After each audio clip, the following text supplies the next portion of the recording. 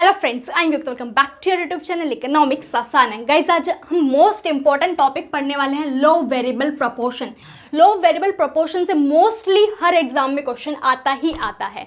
अगर हम बात करें लो वेरिएबल प्रोपोर्शन की, तो इसको जानने से पहले हमें जानना पड़ेगा भाई टीपी क्या होता है, एमपी क्या होता है, एपी क्या होता है and short run long run क्या होता है। उसके बारे में हम पहले जान चुके हैं, उस पर वीडियो बन चुकी है। अगर नहीं देखी है तो उसका लिंक मैं डिस्क्रिप्शन में दे दूंगी, उसको पहले देख लेना इस वीडियो को देखने से पहले। तो गाइस, स्टार्ट करते हैं आज की क्लास। लो वेरिएबल प्रोपोर्शन। लो वेरिएबल प्रोपोर्शन क्या कहता है, क्योंकि इससे पहले हम काफी सारे लॉ पढ़ चुके हैं। Law of diminishing marginal utility, law of equi marginal utility, या फिर लॉ ऑफ डिमांड की बात करें तो हर कोई लॉ कुछ ना कुछ कहता है। भाई अब देख लेते हैं भाई ये वाला लॉ क्या कहता है, लॉ ऑफ वेरिएबल प्रोपोर्शन क्या कहता है। अगर हम बात करें लॉ ऑफ वेरिएबल प्रोपोर्शन की, तो लॉ ऑफ वेरिएबल प्रोपोर्शन को हम law of returns to a factor भी बोलते हैं। क्यों? क्योंकि यहाँ पर अगर हम जब हम फैक्टर्स लगाते हैं, बेसिकली फैक्टर्स हम यहाँ पर जब लगाते हैं प्रोडक्शन करने के लिए हम इनपुट्स यूज करते हैं। कुछ फिक्स फैक्टर होते हैं, कुछ वेरिएबल फैक्टर्स होते हैं। जब हम फैक्टर्स लगाते हैं तो प्रोडक्शन होता है, और प्रोडक्शन के बदले हमें क्या मिलता है, रिटर्न मिलता है। तो इसलिए हम इसको बोल देते हैं क्या, law of returns to a factor and law of variable proportion. तो हम इसको बोलते हैं। अब देख लेते हैं भाई क्या कहता है एलवीपी। एलवीपी इन शॉर्ट हम बोलते हैं लॉ ऑफ वेरिएबल प्रोपोर्शन को। LVP states that as we increase quantity of only one input, जब हम क्वांटिटी इंक्रीज करें सिर्फ एक इनपुट की, and keeping others input fix, other inputs को क्या रखेंगे, फिक्स्ड रखेंगे। सिर्फ एक वेरिएबल फैक्टर होगा एंड अदर फैक्टर्स क्या होंगे, हमारे फिक्स फैक्टर होंगे। टोटल प्रोडक्ट क्या करेगा, initially increases at an increasing rate, increase करेगा इंक्रीजिंग रेट से, then at a decreasing rate, then increase करेगा डिक्रीजिंग रेट से, and finally at a negative rate. And finally क्या कर जाएगा, वो नेगेटिव रेट में चला जाएगा, डिक्रीज होना स्टार्ट हो जाएगा। तो लो वेरिएबल प्रोपोर्शन क्या कहता है कि जब हम एक वेरिएबल फैक्टर रखें और अदर फैक्टर को फिक्स्ड रखें, तो जब हम उन फिक्स फैक्टर पर वेरिएबल फैक्टर लगाते जाते हैं तो क्या होता है, हमारा टीपी इनिशियली इंक्रीज करता है इंक्रीजिंग रेट से, देन इंक्रीज करेगा डिमिनिशिंग रेट से, एंड देन नेगेटिव रिटर्न्स में चला जाता है, नेगेटिव रेट हो जाती है हमारी टीपी की। अब हमने भाई इससे पहले हम काफ़ी लॉ पढ़ चुके हैं, हमें पता है कुछ अजम्पशन हम लेकर चलते हैं। तो भाई एलवीपी की भी कुछ अजम्पशन होगी, क्योंकि बेसिकली अगर किसी भी लॉ की मैं बात करूँ उस अजम्पशन पर बेस्ड होता है। अगर वो अजम्पशन नहीं है तो लॉ एप्लीकेबल नहीं हो पाएगा। तो भाई एलवीपी की क्या अजम्पशंस है वो हम एक बार देख लेते हैं। सबसे पहले अजम्पशन क्या है, शॉर्ट रन है, कि शॉर्ट पीरियड ऑफ टाइम की हम बात कर रहे हैं कि अब शॉर्ट रन पीरियड है तो कुछ फैक्टर्स क्या होंगे, हमारे फिक्स्ड होंगे एंड कुछ वेरिएबल फैक्टर्स होंगे। अब यहाँ पर क्या होता है कि जो टेक्नोलॉजी हम यूज़ कर रहे हैं वो कांस्टेंट रहेगी, उसमें कोई चेंज नहीं आएगा। देन हमारा क्या होता है कि जो एलवीपी है ये सिर्फ प्रोडक्शन फील्ड में अप्लाई होता है, कि प्रोडक्शन जब हम करेंगे वो भी फिजिकल प्रोडक्ट का, सर्विसेज की बात नहीं करते। जब हम फिजिकल गुड्स की प्रोडक्शन करेंगे तो वहाँ पर ये लॉ अप्लाई होगा एंड अदर किसी फील्ड में अप्लाई नहीं होगा। देन जो हमारे फैक्टर्स हैं वो क्या, इम्परफेक्ट सब्स्टिट्यूट हैं। इम्परफेक्ट सब्स्टिट्यूट का मतलब क्या है कि अगर सब्स्टिट्यूट की बात करूँ, सब्स्टिट्यूट गुड्स कौन से होते हैं, जो कि परफेक्टली सब्स्टिट्यूट होते हैं, वन प्लेस टू अनदर हम यूज कर लेते हैं। फॉर एग्जांपल के लिए कोक एंड पेप्सी, कि कोक नहीं है तो भाई पेप्सी चलेगी। बट इम्परफेक्ट सब्स्टिट्यूट क्यों बोल रहे हैं हम इन फैक्टर्स को, क्योंकि लेबर को हम एक मशीन से सब्स्टिट्यूट नहीं कर सकते, बट यहाँ पर हम कोशिश करते हैं सब्स्टिट्यूट करने की। तो इम्परफेक्ट सब्स्टिट्यूट है, परफेक्ट सब्स्टिट्यूट नहीं है। सब्स्टिट्यूट तो कर देंगे भाई, एक की जगह दूसरे को यूज कर रहे हैं, बट परफेक्टली सब्स्टिट्यूट नहीं है हमारे ये जो फैक्टर्स हैं। तो ये थी क्या, कुछ अजम्पशंस हमारी कि लॉ वेरिएबल प्रोपोर्शन तभी अप्लाई होगा जब हम ये कुछ अजम्पशन लेकर चलेंगे कि शॉर्ट रन होगा, फिक्स्ड एंड वेरिएबल फैक्टर्स होंगे, टेक्नोलॉजी कांस्टेंट होगी, इम्परफेक्ट सब्स्टिट्यूट है, और सिर्फ प्रोडक्शन के फील्ड में ही हमारा ये जो लॉ है वो अप्लाई होगा।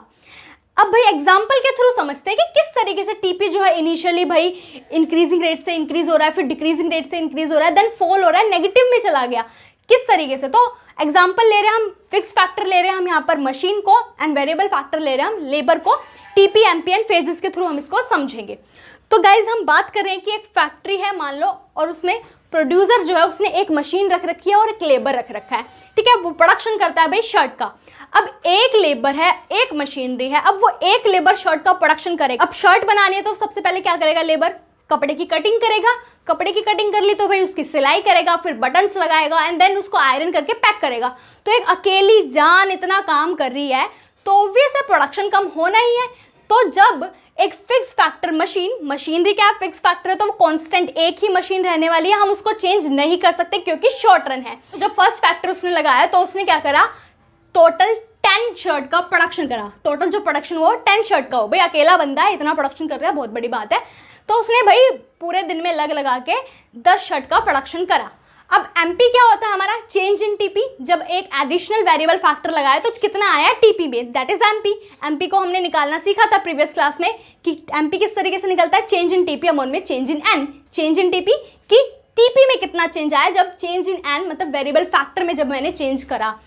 ठीक है, अब भाई चेंज की तो हम बात कर रहे हैं यहाँ पर पी, इससे ऊपर तो कुछ है नहीं, तो चेंज तो कुछ है नहीं। चेंज क्या होगा, एग्जैक्टली 10 ही होगा, तो टीपी के इक्वल क्या होगा, एमपी होगा। जब हम फर्स्ट वेरिएबल फैक्टर लगाते हैं तो टीपी जो है वो इक्वल होता है एमपी के ही। ठीक है, देन बात करें भाई मशीन तो एक ही रहने वाली है। अब प्रोड्यूसर ने सोचा कि प्रोडक्शन और क्यों ना बढ़ाया जाए, तो प्रोड्यूसर ने क्या करा भाई, एक और लेबर लगा दिया। अब एक और लेबर लगा दिया तो डिवीजन ऑफ वर्क होगा, डिवीजन ऑफ लेबर होगा एंड स्पेशलाइजेशन आने लग जाएगी।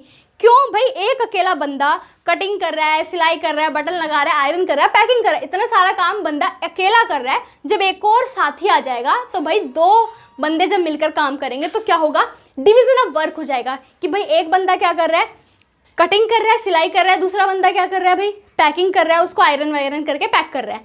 तो काम बट गया ना, स्पेशलाइजेशन आ गया। भाई एक काम को बार बार जब बंदा करेगा, बार बार रोज कटिंग करेगा तो वो तो बिना देखे, सामने देखे देखे भी कोई कटिंग कर देगा। तो यहाँ पर क्या होता है, डिवीजन ऑफ वर्क आता है, डिवीजन ऑफ लेबर होता है, स्पेशलाइजेशन आ जाता है क्योंकि हम वेरिएबल फैक्टर बढ़ा रहे हैं फिक्स फैक्टर पर। जब प्रोड्यूसर ने सेकंड लेबर लगाया तो टोटल प्रोडक्शन 10 से इंक्रीज होकर हो गया 30 शर्ट का प्रोडक्शन हो रहा है जब उसने 2 लेबर कर दिए। बट टीपी क्या होता है, एडिशन होता है एमपी का। कि अगर मैं बात करूं एक इंडिविजुअल सेकंड लेबर ने कितना प्रोडक्शन करा, दैट इज 20 शर्ट्स। कि एक इंडिविजुअल लेबर ने 20 शर्ट का प्रोडक्शन करा बट टोटल दोनों ने मिलकर कितना करा, 30 का करा। तो टीपी क्या होता है, सम होता है 10 + 20 30 शर्ट का प्रोडक्शन हुआ। बट एक इंडिविजुअल ने, उस सेकंड इंडिविजुअल लेबर ने कितना करा, 20 शर्ट्स का प्रोडक्शन करा। तो यहाँ पर क्या होता है, ये हमारा कहलाता है फर्स्ट फेज। फर्स्ट फेज में क्या होता है कि प्रोडक्शन जो है वो इंक्रीज होता है इंक्रीजिंग रेट से, जब हम वेरिएबल फैक्टर को फिक्स फैक्टर पर लगाते हैं। कि जैसे ही लेबर बढ़ा तो प्रोडक्शन भी 10 से सीधा 20 हो गया, डबल प्रोडक्शन बढ़ गया। तो फर्स्ट फेज आता है हमारा जब टीपी इंक्रीज करता है इंक्रीजिंग रेट से और एमपी भी हमारा इंक्रीज कर रहा है। ठीक है, देन आता है हमारा सेकेंड फेज कि भाई अब प्रोड्यूसर ने सोचा भाई प्रोडक्शन बढ़ रहा है तो वो और चाहेगा कि और प्रोडक्शन बढ़ाऊं मैं, क्योंकि एक प्रोड्यूसर का मेन मोटिव क्या होता है, प्रॉफिट अर्न करना। जितना ज़्यादा प्रोडक्शन होगा उतना ज़्यादा रिटर्न आएगा। तो अब प्रोड्यूसर ने क्या करा भाई, थर्ड लेबर लगा दिया, एक और लेबर लगा दिया। तो क्या हुआ कि भाई और काम डिवाइड होगा। अब भाई सिर्फ एक बंदा क्या करेगा, कटिंग करेगा, एक सिलाई करेगा एंड देन एक आयरन एंड पैकिंग कर रहा है। तो अब काम और डिवाइड हो गया तो प्रोडक्शन इंक्रीज होगा बट डिमिनिशिंग रेट से इंक्रीज होगा। कि जब थर्ड लेबर आया तो टीपी हो गया 45 कि उस इंडिविजुअल थर्ड लेबर ने 15 शर्ट का प्रोडक्शन करा। कि सेकेंड लेबर ने 20 शर्ट का प्रोडक्शन करा था एंड थर्ड लेबर ने 15 शर्ट का प्रोडक्शन करा। तो टीपी जो है 30 से 45 इंक्रीज तो हुआ बट डिमिनिशिंग रेट से, कि एमपी जो है वो फिर से 15 शर्ट बढ़ी, 15 शर्ट का प्रोडक्शन हुआ। क्यों हो रहा है वो रीजन अभी थोड़ी देर में हम देखेंगे। ठीक है, देन अगर जब फोर्थ लेबर उसने लगाया तो भाई और डिवीजन ऑफ वर्क होगा कि भाई अब जो है एक बंदा कटिंग कर रहा है, देन सिलाई कर रहा है, एक आयरन कर रहा है, एक पैकिंग कर रहा है। तो काम और डिवाइड हो गया तो भाई प्रोडक्शन जो है वो इंक्रीज होना ही होना है। अब इंक्रीज हुआ भाई, फोर्थ लेबर जब लगा तो टोटल प्रोडक्ट 52 हो गया एंड इस इंडिविजुअल फोर्थ लेबर ने कितना प्रोडक्शन करा शर्ट का, 7 यूनिट्स का करा। तो एमपी जो है वो हमारा क्या हो रहा है, डिक्रीज होता जा रहा है बट टीपी इंक्रीज हो रहा है डिमिनिशिंग रेट से। क्योंकि एमपी क्या है, टीपी की स्लोप होती है, एमपी जो है वो हमें टीपी की रेट बताती है किस रेट से इंक्रीज हो रहा है। क्योंकि टीपी क्या होता है, टोटल होता है, सम होता है एमपी का।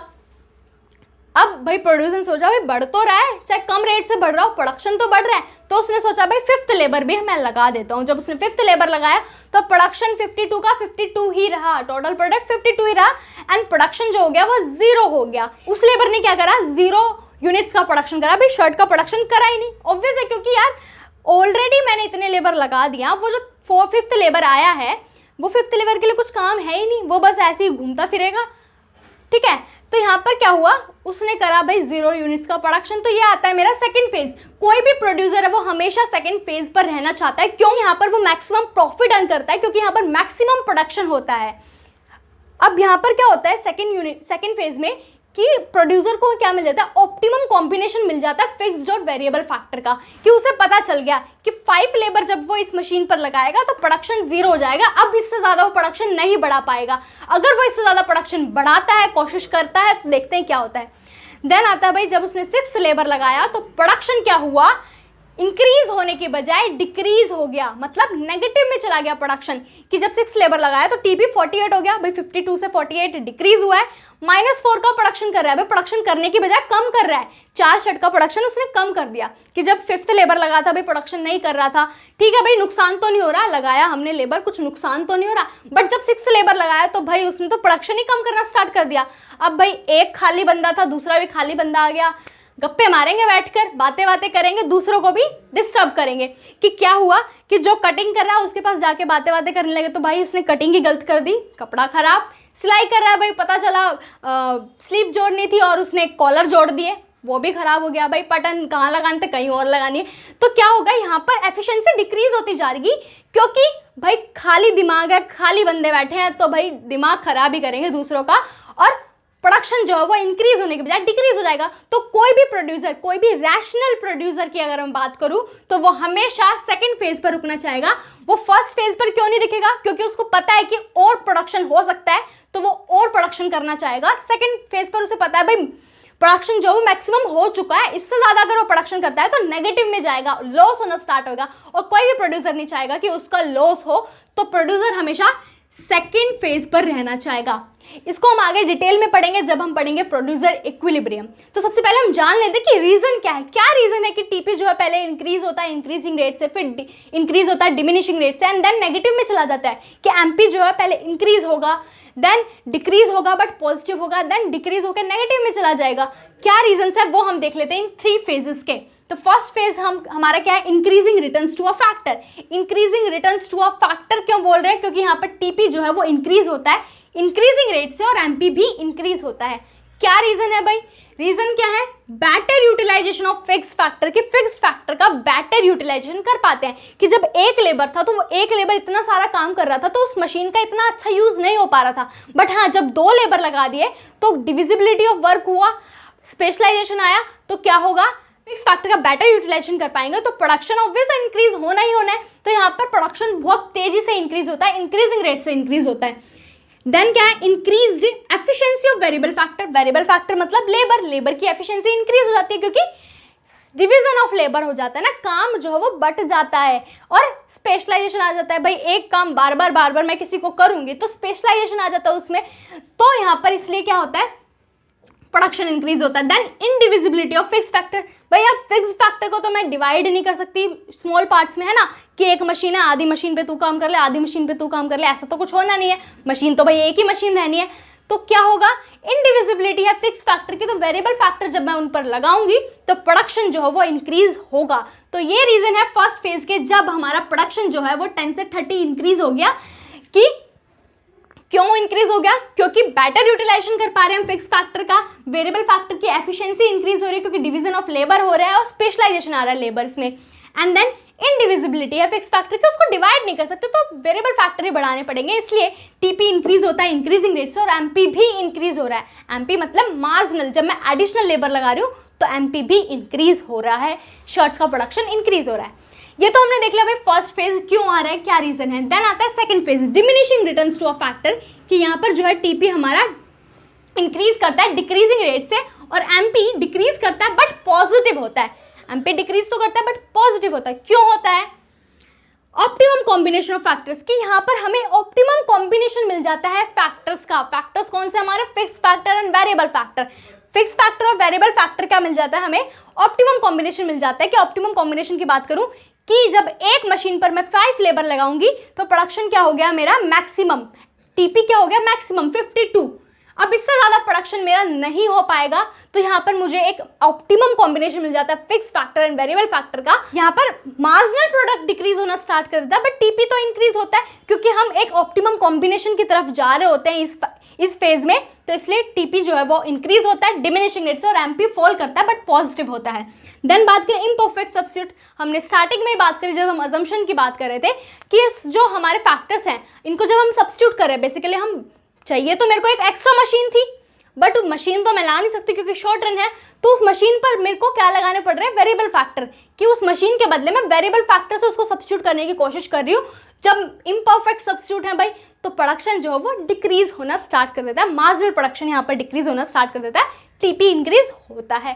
तो ये रीजन है क्या कि जब हमारा टीपी इंक्रीज तो होता है बट रेट डिमिनिशिंग होती जाती है, क्योंकि एक ऑप्टिमम कॉम्बिनेशन की तरफ हम जा रहे होते हैं और एक इम्परफेक्ट सब्स्टिट्यूट है ना, यहाँ पर चाहिए तो एक मशीनरी थी, नई मशीनरी थी, बट हम उसको सब्स्टिट्यूट कर रहे हैं मशीन को किससे, वेरिएबल फैक्टर से। तो एक रैशनल प्रोड्यूसर की मैंने बात करी तो वो हमेशा सेकंड फेज पर रहना चाहेगा, क्योंकि उसको ऑप्टिमम कॉम्बिनेशन मिल जाता है, 1 fix factor and 5 variable factor का ऑप्टिमम कॉम्बिनेशन मिल गया, 52 मैक्सिमम प्रोडक्शन हो सकता है शर्ट का, और मार्जिनल प्रोडक्शन हमारा 0 हो गया, तो यहाँ पर उसको मैक्सिमम प्रॉफिट मिलता है, इसलिए रैशनल प्रोड्यूसर हमेशा सेकंड फेज पर रहेगा। देन थर्ड फेज आता है हमारा negative returns to a factor, जब हमारा टीपी फॉल करना स्टार्ट कर देता है और एमपी पहुंच जाता है नेगेटिव में, कि अब प्रोडक्शन इंक्रीज होने के बजाय डिमिनिशिंग हो रहा है, क्योंकि भाई इतने ज़्यादा हमने लेबर लगा दिए हैं कि अब काम नहीं हो रहा, काम कम होने लग गया, प्रोडक्शन जो है वो डिक्रीज होने लग गया। क्यों हो रहा है भाई डिक्रीज?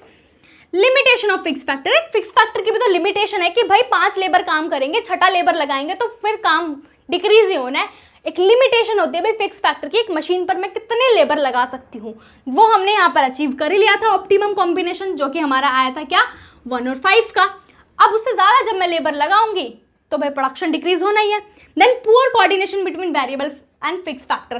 पुअर कोऑर्डिनेशन हो जाता है भाई, एक मशीन पर 6 लेबर मैं लगा रही हूँ तो पुअर कोऑर्डिनेशन हो रहा है, तो यहाँ पर क्या हो रहा है, हमारा प्रोडक्शन डिक्रीज होना स्टार्ट हो जाता है, कि वेस्टेज होने स्टार्ट हो जाती है, कि लेबर जो है काम करने की बजाय का बेड़ा गर्क कर देते हैं, काम जो है वो डिक्रीज होने लग जाता है, प्रोडक्शन डिक्रीज होने लग जाता है, क्योंकि कोऑर्डिनेशन नहीं है, पुअर कोऑर्डिनेशन हो गया फिक्स्ड और वेरिएबल फैक्टर पे। देन आता है decrease efficiency of variable factor, कि वेरिएबल फैक्टर की एफिशिएंसी डिक्रीज होने लग जाती है, कि जहां पर हमने बात करी फर्स्ट फेज में एफिशिएंसी इंक्रीज हो रही है क्योंकि division of labour and specialisation आ रहा है, बट यहाँ पर एफिशिएंसी डिक्रीज क्यों हो रही है, क्योंकि हमने एक अकेले फिक्स फैक्टर पर इतने सारे लेबर लगा दिए कि एफिशिएंसी जो है वो इंक्रीज होने की जगह डिक्रीज होने लग जाएगी, क्योंकि जो एक्स्ट्रा लेबर होंगे वो काम धाम तो कुछ करेंगे नहीं, क्या करेंगे, ऊपर से बातों में लगा कर वेस्टेज होनी स्टार्ट हो जाएगी और प्रोडक्शन जो इंक्रीज होने की बजाय डिक्रीज होने लग जाएगा।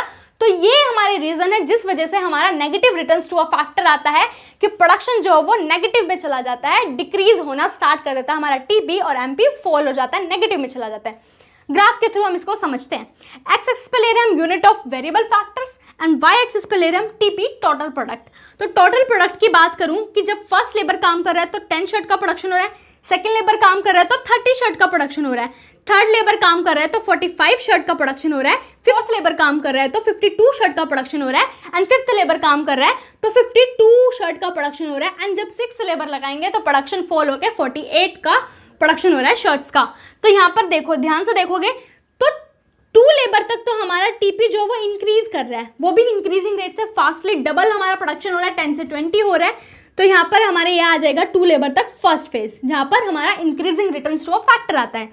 देन फिफ्थ लेबर तक क्या होगा, हमारा प्रोडक्शन इंक्रीज तो होगा बट डिमिनिशिंग रेट से होगा ना, तो ये आ गया हमारा क्या, second phase, diminishing returns to a factor. And उसके बाद टीपी फॉल करना स्टार्ट कर देता है, 48 प्रोडक्शन हो रहा है हमारा, तो ये आता है थर्ड फेज हमारा, negative returns to a factor. तो बात करें point of inflection. Point of inflection क्या होता है, हम इस पॉइंट को बोलते हैं क्या, पॉइंट ऑफ इन्फ्लेक्शन, जब टीपी हमारा क्या करता है, टीपी की रेट और शेप दोनों चेंज हो जाती है, कि यहाँ पर इंक्रीजिंग रिटर्न तक था, देन यहाँ पर डिक्रीजिंग रिटर्न पर आ गया, शेप जो वो चेंज हो गई। तो टीपी की शेप जो वो मोस्टली एस टाइप होती है, एस टाइप शेप होती है। पहले टीपी क्या करेगा, इंक्रीज करेगा इंक्रीजिंग रेट से, देन इंक्रीज करेगा डिक्रीजिंग रेट से, देन फॉल करना स्टार्ट कर देगा। तो यही हमारा क्या हो रहा है, फर्स्ट फेज में इंक्रीज कर रहा है इंक्रीजिंग रेट से, सेकंड फेज में इंक्रीज कर रहा है डिक्रीजिंग रेट से, एंड थर्ड फेज में फॉल करना स्टार्ट कर दिया। तो बात करें फिफ्थ लेबर टीपी पर, फिफ्थ लेबर पर टीपी हमारा क्या है, मैक्सिमम है। मैक्सिमम का मतलब क्या है, मैक्सिमम प्रोडक्शन हो रहा है, ऑप्टिमम कॉम्बिनेशन हमको मिल गया एक मशीन और 5 लेबर का, जहां पर मैक्सिमम प्रोडक्शन हो रहा है। इससे ज्यादा प्रोड्यूसर जो है मैक्सिमम प्रोडक्शन नहीं कर सकता, तो यहाँ पर प्रोड्यूसर रहता है, इस पॉइंट पर प्रोड्यूसर रहता है जहां पर मैक्सिमम प्रोडक्शन होता है, क्योंकि फर्स्ट फेज पर वो नहीं रहेगा, क्योंकि उसके पास स्कोप है प्रॉफिट और अर्न करने का, क्योंकि प्रोडक्शन और इंक्रीज हो सकता है। और वो थर्ड फेज पर इसलिए नहीं जाएगा क्योंकि भाई प्रोडक्शन डिक्रीज हो रहा है, लॉस हो रहा है, तो वो सेकंड फेज पर ही रहेगा जब टीपी हमारा मैक्सिमम होगा। देन बात करते हैं भाई एमपी की। एमपी की बात करें तो एक्सिस पे ले रहे हैं हम यूनिट्स ऑफ वेरिएबल फैक्टर्स की, एंड वाई एक्सिस पे ले रहे हैं हम एमपी। बात करें एमपी क्या हो रहा है हमारा, जब फर्स्ट लेबर लगाया तो एमपी हमारा क्या है भाई 10 है, सेकेंड लेबर पर एमपी हमारा 20 है, थर्ड लेबर पर एमपी हमारा 15 है, फोर्थ लेबर पर एमपी हमारा 7 है, फिफ्थ लेबर पर हमारा एमपी 0 है एंड सिक्स लेबर पर एमपी हमारा -4 का है। तो अब बात करें भाई एमपी की, तो फर्स्ट फेज की बात करूँ, सेकेंड लेबर तक एमपी क्या हो रहा है, इंक्रीज कर रहा है, that is first phase. And then उसके बाद फिफ्थ लेबर तक हमारा क्या कर रहा है, एमपी डिक्रीज कर रहा है बट पॉजिटिव है भाई, नेगेटिव से ऊपर है पॉजिटिव है, तो ये आ जाएगा हमारा सेकेंड फेज। एंड देन उसके बाद एमपी ने क्या कर दिया, फॉल करना स्टार्ट कर दिया, नेगेटिव रिटर्न्स टू फैक्टर आ गया, तो ये आ गया थर्ड फेज। तो एमपी जो है जब हमारा सेकेंड लेबर हमने लगाया तो एमपी क्या होता है, मैक्सिमम होता है, मार्जिनल प्रोडक्ट क्या होता है वो मैक्सिमम होता है, क्योंकि मैक्सिमम प्रोडक्शन हो रहा है यहाँ पर, एमपी उसके बाद फॉल करना स्टार्ट कर देगा। तो ये जो एमपी है यही डिसाइड करता है क्या, टीपी की रेट, कि जैसे ही एमपी क्या इंक्रीज कर रहा है तो टीपी भी इंक्रीज कर रहा है इंक्रीजिंग रेट से, एमपी ने डिमिनिशिंग करना स्टार्ट कर दिया तो टीपी ने इंक्रीज कर रहा है, तो टीपी इंक्रीज कर रहा है बट डिमिनिशिंग रेट से कर रहा है, और एमपी जब नेगेटिव में चला गया तो भाई टीपी तो हमारा फॉल करना स्टार्ट कर दिया। तो रिलेशन देखें टीपी और एमपी में क्या है कि जब टीपी क्या करेगा, इंक्रीज करेगा इंक्रीजिंग रेट से, तो एमपी भी इंक्रीज करेगा, ठीक है। जब टीपी इंक्रीज करेगा डिमिनिशिंग रेट से तो एमपी क्या करेगा, डिक्रीज करेगा बट पॉजिटिव होगा। एंड देन टीपी जब मैक्सिमम होगा तो एमपी 0 होगा, एमपी 0 होगा, ठीक है। एंड टीपी जिसने जब फॉल करना स्टार्ट करा तो हमारा क्या हुआ, एमपी नेगेटिव में चला गया। ये था क्या, relation between TP and MP को हमने समझा किस तरीके से टीपी इंक्रीज कर रहा है इंक्रीजिंग रेट से तो एमपी भी इंक्रीज करता है, टीपी इंक्रीज कर रहा है डिमिनिशिंग रेट से तो एमपी फॉल करता है पॉजिटिव होता है, और टीपी फॉल करना स्टार्ट करता है तो एमपी नेगेटिव में चला जाता है। और एमपी ही क्या होती है, एमपी ही डिसाइड करती है टीपी की रेट को। अब ये हमारा क्यों हो रहा है, क्योंकि शॉर्ट रन है, दो हमारे इनपुट्स होते हैं यहाँ पर, वेरिएबल एंड फिक्स फैक्टर। अब फिक्स फैक्टर को हम बढ़ा नहीं सकते, तो वेरिएबल फैक्टर जब हम लगाते जाएंगे तो प्रोडक्शन इनिशियली इंक्रीज होगा इंक्रीजिंग रेट से एंड देन डिमिनिशिंग रेट से एंड देन नेगेटिव रिटर्न्स आ जाएगा, नेगेटिव रेट से होगा हमारा टीपी। तो ये हमने बात करी लॉ ऑफ वेरिएबल प्रोपोर्शन की, कि किस तरीके से हमारा प्रोडक्शन जो है बिहेव करता है जब हम फिक्स फैक्टर पर वेरिएबल फैक्टर लगाते जाते हैं। इन शॉर्ट रन में अजम्पशंस हमने देखी, रीजंस देखे, रीजंस क्या है, क्यों ऐसा हो रहा है, क्या रीजन है कि ये हमारी 3 फेजेस आ रहे हैं। सो गाइज ये जो टॉपिक है वो बहुत ही इंपॉर्टेंट टॉपिक है, हर एक एग्जाम में ये जो टॉपिक है इससे रिलेटेड क्वेश्चन आते हैं। क्या क्वेश्चन आ सकते हैं, सबसे पहले तो यही पूछ लेगा कि भाई एलवीपी क्या है, लॉ ऑफ वेरिएबल प्रोपोर्शन क्या है, तो ये डेफिनेशन पता होनी चाहिए। और अगर आ जाता है कि भाई एक्सप्लेन करना है तो सबसे पहले क्या करोगे भाई, डेफिनेशन बताओगे, ठीक है, देन अजम्पशन बताओगे। अजम्पशन क्वेश्चन में पूछे चाहे ना पूछे, अजम्पशन बतानी ही बतानी, क्योंकि जो लॉ है वो उस अजम्पशन पर ही बेस होता है। तो सबसे पहले डेफिनेशन बताओगे, अजम्पशन बताओगे, ये 3 फेजेस बताओगे, इनके रीजंस बताओगे एंड देन टेबल बनाकर ये ग्राफ बनाओगे। अगर फुल फ्लैश क्वेश्चन आता है, 6 मार्क्स का अगर क्वेश्चन आता है तो ये पूरा बताना पड़ेगा। बट कई बार फेजेस से रिलेटेड भी क्वेश्चन आ जाते हैं, सेकेंड थर्ड फेज इनसे रिलेटेड भी क्वेश्चन आ जाते हैं।